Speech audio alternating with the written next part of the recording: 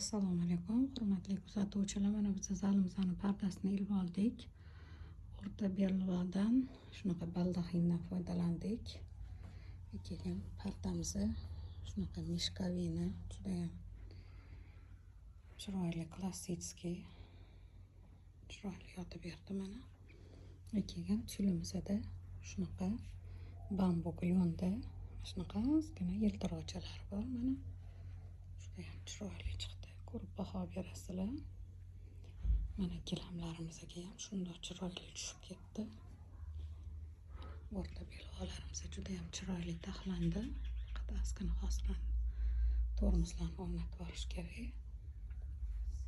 Bizda mana bitta juda ham chiroyli forma qilib oldik. O'zimizni mana shunaqa derjadir qilib belva yasab oldik.